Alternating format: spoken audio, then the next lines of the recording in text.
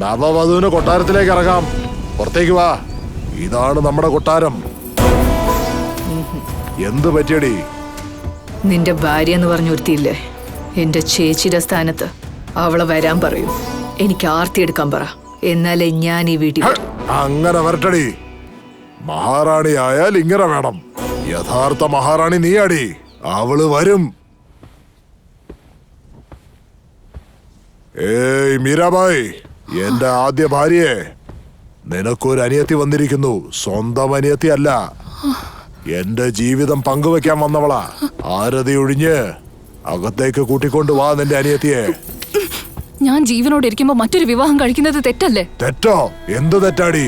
തെറ്റേത് ശരിയേതെന്ന് എന്നെ പഠിപ്പിക്കണ്ട. നിന്റെ മുതുമുത്തശ്ശന് 12 ഭാര്യമാർ, മുത്തശ്ശന് 8 ഭാര്യമാരുണ്ടായിരുന്നു. എന്തിനാ അധികം പറയണ്ടേ? നിന്റെ അച്ഛനില്ലായിരുന്നു 5 ഭാര്യമാർ. പക്ഷെ എനിക്ക് 2 ഉള്ളൂ. അത്രയെങ്കിലും ഞാൻ ചെയ്തുകൂടെ? ഞാൻ സമ്മതിച്ചില്ലെങ്കിലോ? സമ്മതിച്ചേ പറ്റൂ, അല്ലെങ്കിൽ നീ ജീവനോടെ ഉണ്ടാവില്ല. എന്നെ സമ്മതിപ്പിക്കാൻ പറ്റുമായിരിക്കും, പക്ഷെ രുദ്രങ്കിലെ ജനങ്ങൾ എങ്ങനെ സമ്മതിപ്പിക്കും? പുറത്തേക്ക് വന്ന് ജനങ്ങളോട് പറ, നിനക്ക് കുട്ടികൾ ഉണ്ടാവില്ല, നീ ഒരു മച്ചിയാണെന്ന്. ഞാനിപ്പോ 3 മാസം ഗർഭിണിയാ. നിനക്ക് 3 മാസമാണോ 30 മാസമാണോ എന്ന് ആരും ഇവിടെ ചോദിച്ചില്ല. ഞാൻ പറഞ്ഞത് കേട്ടാ മതി. വെളിയിൽ വന്ന് ജനങ്ങളോട് പറ സമ്മതമാണെന്ന്.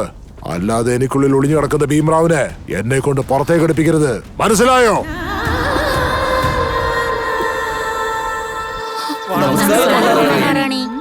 രുദ്രങ്കിലെ ജനങ്ങൾക്ക് നമസ്കാരം.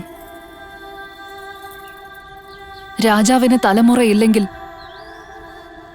രുദ്രങ്കിലെ തലമുറയും ഇല്ലാതാകും. മറ്റൊരു രാജാവിനെ നമുക്ക് കാണാൻ സാധിക്കില്ല. അതുകൊണ്ട് തന്നെ എന്റെ സമ്മതത്തോടെ മറ്റൊരു വിവാഹവും നടന്നിരിക്കുന്നു. ഇതിൽ രാജാവിന്റെ യാതൊരു തെറ്റുമില്ല.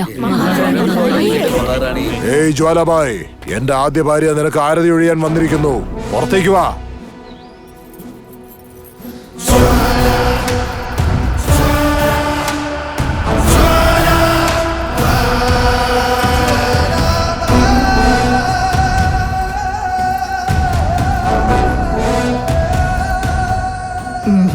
ഇനി എന്താ വേണ്ടേ? ഞാൻ എന്റെ കാല് താഴെ വെച്ചാൽ ഈ ചെരുപ്പിൽ മണ്ണാവും. ഏയ് തമ്പുരാനെ, അപ്പൊ ഈ കാലിനോ? കേട്ടില്ലേ?